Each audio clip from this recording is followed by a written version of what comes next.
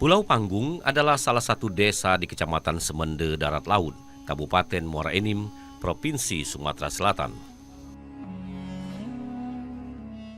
Kecamatan Semende terbagi dalam 3 kecamatan, yaitu Kecamatan Semende Darat Laut, kemudian Kecamatan Semende Darat Tengah, dan Kecamatan Semende Darat Ulu. Dari 3 kecamatan itu terdapat 31 desa dengan bermacam-macam penduduk. Namun penduduk dari Kecamatan Semende Darat Laut dan Kecamatan Semende Darat Tengah, kemudian Kecamatan Semende Darat Ulu, boleh dikatakan sekarang yaitu Semende Raya, mayoritas penduduknya beragama Islam. Bukan saja kata-kata mayoritas, tapi 100% beragama Islam. Pemuka masyarakat Semende Darat Laut sangat mendukung dengan adanya keberadaan pesantren Al-Haramain di ibu kota Kecamatan Semende Darat Laut. Di samping kami sangat mendukung, kami berpikir akan kemana arah daripada anak-anak generasi penerus yang boleh dikatakan sekarang terkontaminasi dengan media-media kalau tidak disaring dengan adanya pesantren tersebut. Membangun basis pendidikan agama Islam di negeri Semende merupakan permintaan Bupati Muara Enim periode tahun 1975-1985,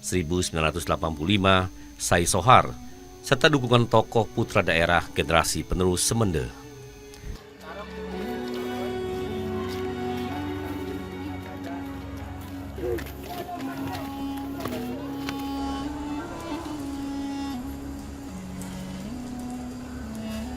Assalamualaikum warahmatullahi wabarakatuh. Untuk melakukan kegiatan selanjutnya, seperti misalnya kalian nanti menyiapkan kemudian kalian nanti ngaji, pedoman bagaimana bersama-sama. Terus nanti habis selesai wirid, kalian bisa kembali lagi ke ruang kelas. Di situ lakukan pembelajaran seperti biasa. Adalah Kiai Haji Muhammad Dinawi yang lebih dikenal dengan Kiai Gerentam Bumi, diminta agar kembali ke tanah air Indonesia, tepatnya di desa Pulau Panggung.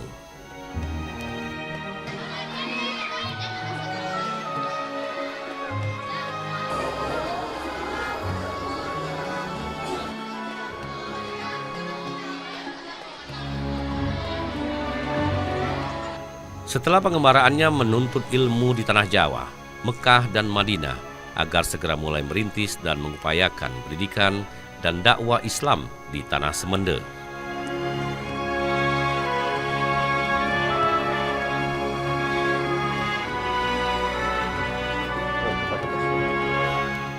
Berawal dari pendidikan majelis-majelis taklim sebagai sosialisasi pendirian pondok pesantren sebagai basis pendalaman pendidikan dan dakwah Islam, maka pada tahun 1985 pondok pesantren Al-Haramain berdiri.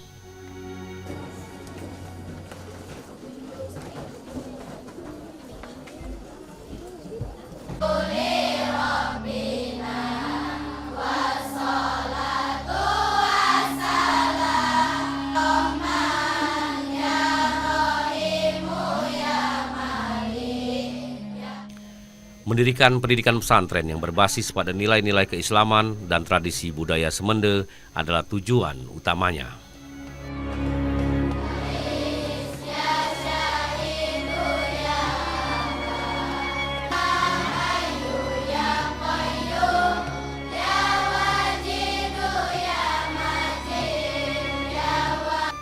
Dengan jumlah santri sebanyak 9 orang, kini telah bertumbuh hingga jumlah santri di tahun 2022 telah mencapai 1.050 orang santri. Dan asal para santri beragam, diantaranya mulai dari masyarakat sekitar hingga Provinsi Lampung, Bengkulu, Jambi, dan Provinsi Sumatera Selatan.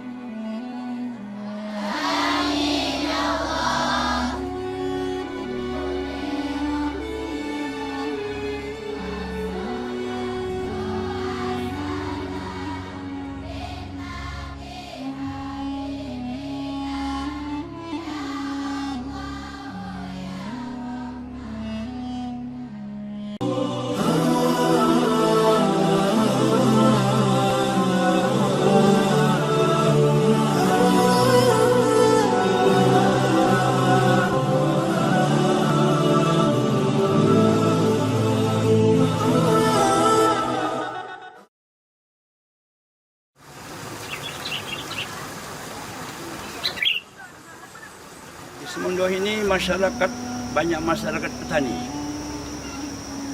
Sekaligus masyarakat agamis yang belum banyak masuk budaya asing, masih tradisional.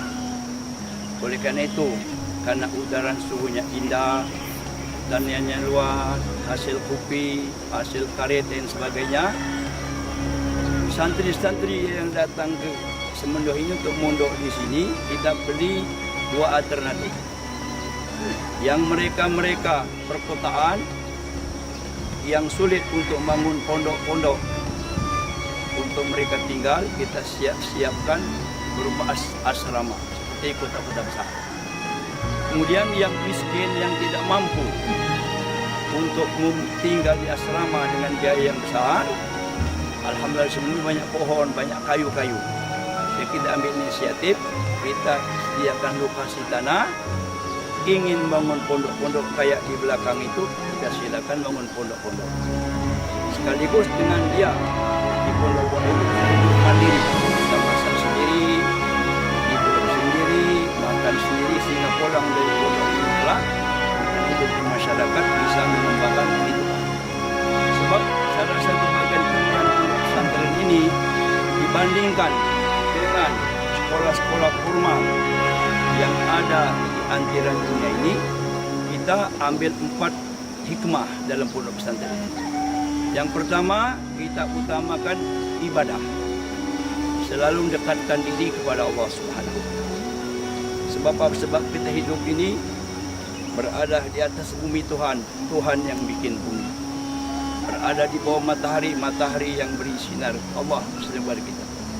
Mengambilkan udara dari Allah. Oleh karena pondok ini selalu kita arahkan untuk selalu siang dan malam mendekatkan diri kepada Allah Subhanahu.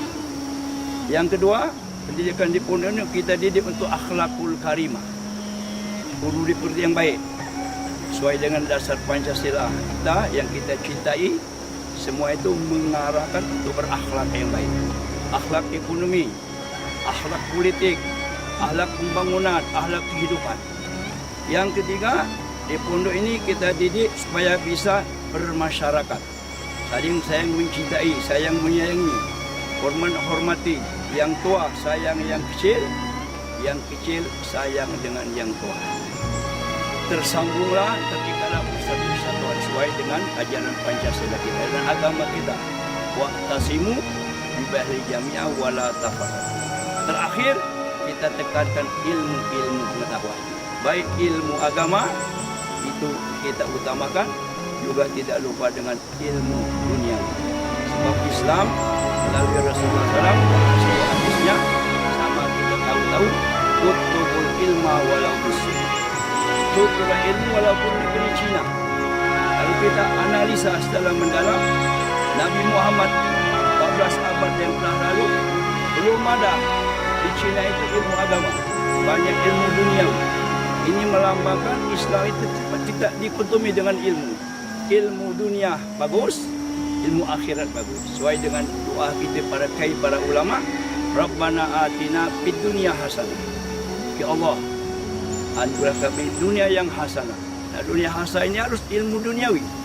Teknologi, pertanian, bermacam-macam untuk bahagia kita. Apalagi zaman sekarang, zaman zero, zaman sudah maju. Kalau kita terbelakang ilmu dunia, terlambat kita hidup. Oleh karena saat ini, alhamdulillah, Indonesia sudah banyak menghasilkan alat-alat yang canggih, bidang pertahanan, bidang peternakan dan sebagainya. Juga ilmu agama untuk membawa kita bahagia di akhirat. Wa fil akhirati hasanah wa qina adzabannar. Itulah lebih kurang tujuan pondok pesantren yang kami dirikan ini. Mudah-mudahan bawa berkah untuk kita, khususnya masyarakat Semendoh, umumnya Indonesia. Amin, amin, Allah. Pondok kita ini prestasinya di dalam pendidikan sehari sudah banyak mengikuti event-event. Nomor 1, kita ikut dakwah melewati kepolisian. Sampai santri dapat ikut lomba pidato di Jakarta. Kemudian kitab-kitab kuning di Palembang. Kemudian di Muara Enim, alhamdulillah Santri-santriawan ini sudah bertebar di Indonesia. Juga banyak berkhidmat di masjid-masjid, mendidik datu, guru agama untuk memelihara Indonesia yang tercinta. Bismillahirrahmanirrahim. Wa an Anasin radhiyallahu anhu qala.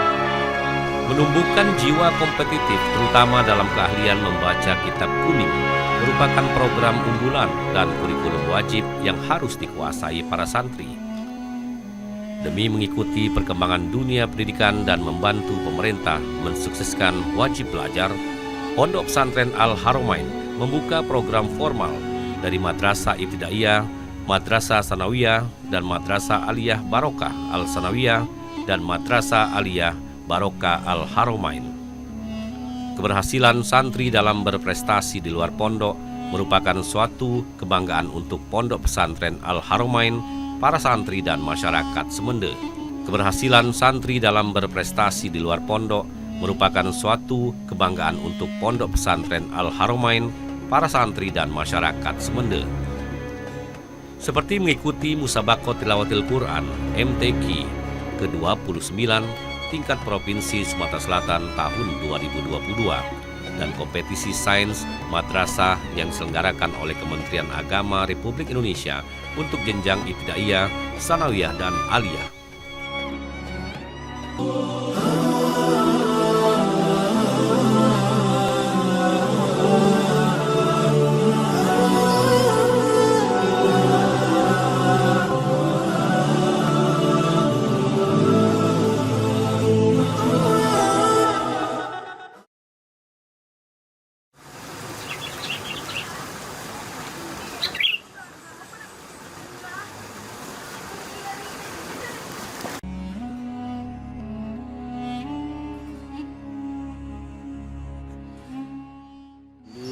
Digunakan untuk mewakili Pondok Pesantren Al-Haramain lomba membaca kitab kuning di Pondok Pesantren Al-Madani Lubuk Linggau tingkat pesantren se-Sumatera Selatan. Nah, di sini alhamdulillah saya mendapat predikat juara 2 dari Pondok Pesantren Al-Madani tadi. Nah, saat lomba yang membuat saya mendapat juara itu karena pembahasan di dalam kitab itu alhamdulillah sering dipelajari di sini. Seperti contohnya saat itu pembahasan tentang cara menyucikan najis. Pembagian najis itu ada 3. Yang pertama najis mughalladhah atau najis berat. Yang kedua najis mutawassithah atau najis pertengahan. Yang terakhir yaitu najis mukhaffafah atau najis ringan.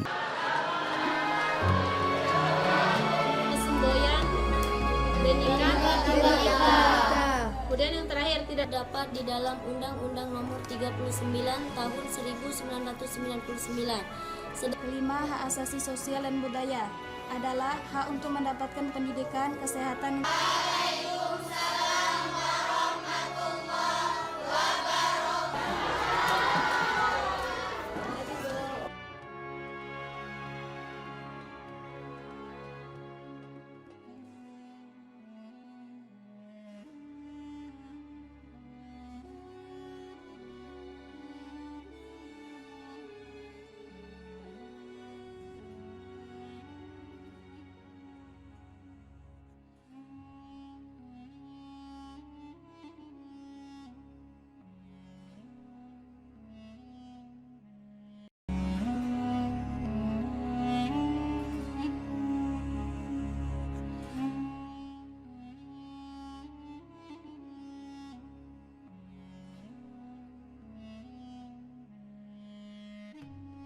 ditetapkan oleh Allah Subhanahu wa taala. Dikutip dari sebuah riwayat mengatakan pada zaman Nabi Sulaiman, pada saat itu beliau sedang berjalan-jalan di tepi sungai. Beliau melihat suatu keunikan, seekor semut membawa sebutir gandum. Kemudian tiba-tiba di tepi sungai itu datanglah seekor kodok, yang mana kodok tadi menelan seekor semut tersebut dan masuk ke dalam sungai. Setelah seekor kodok tadi keluar dari sungai tersebut dan melihat semut yang keluar dari mulutnya, sehingga membuat Nabi Sulaiman menjadi terheran dan bertanya kepada seekor semut, karena memang salah satu mukjizat yang Allah berikan kepada Nabi Sulaiman adalah bisa berbicara kepada semua binatang.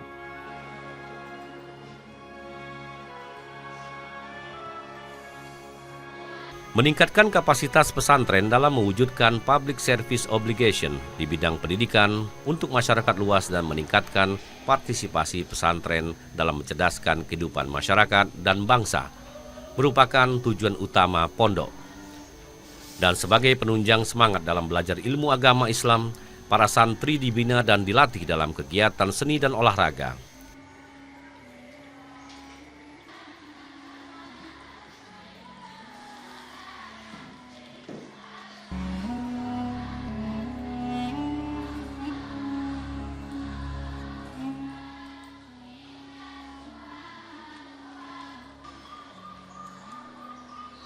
Mensana in corpore sano. Frasa ini banyak digunakan dalam konteks olahraga dan pendidikan untuk mengungkapkan teori bahwa latihan fisik adalah bagian penting atau esensial dari kesejahteraan mental dan psikologis, yang berarti di dalam tubuh yang sehat terdapat jiwa yang kuat. 6, 7, 8.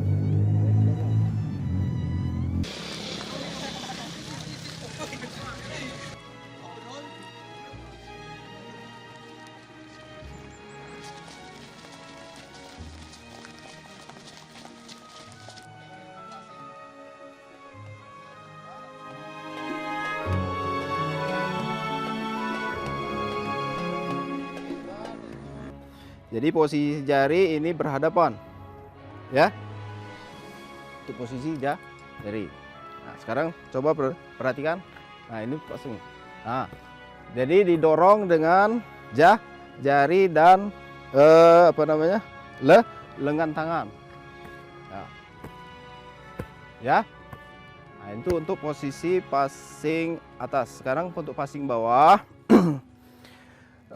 Yang pertama, tangan, usahakan tangan berpegangan, ya. Ini usahakan dipegang sekuat-kuatnya, jangan sampai lepas. Kalau lepas bolanya tidak sempurna, mantul di lengan tangan. Kemudian bolanya ini usahakan kena ke lengan tangan bagian dalam. Ini harus dibuka. Jadi jangan seperti ini. Jangan lengan bagian depan ini dibuka. Ya, usahakan. Kemudian posisi tangan itu usahakan jangan menempel di dada. Jadi posisinya siap, ya. Siap. Nah, ini. Jadi tangan kita di depan, kaki posisi siap, kira-kira seperti kuda setengah, ya.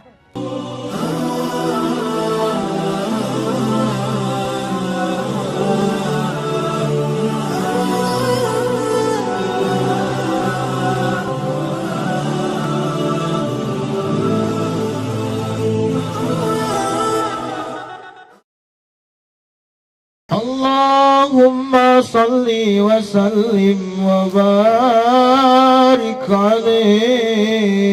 Sallallahu alaihi. Al-qalbu mutayyam bi tahan nabi.